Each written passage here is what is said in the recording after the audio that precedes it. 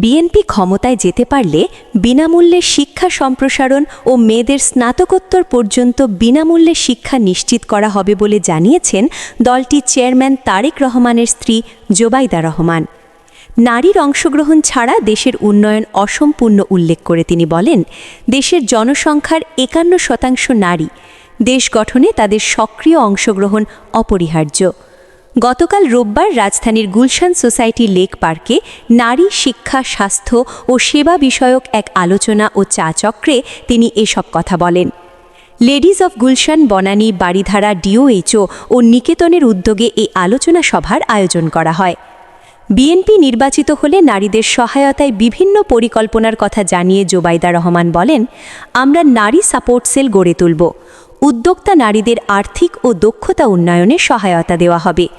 অনানুষ্ঠানিক অর্থনৈতিক খাতে নারীদের কর্মসংস্থান বাড়ানো হবে। সুপরিকল্পিত রাজনৈতিক উদ্যোগের মাধ্যমেই এসব সমস্যার সমাধান সম্ভব।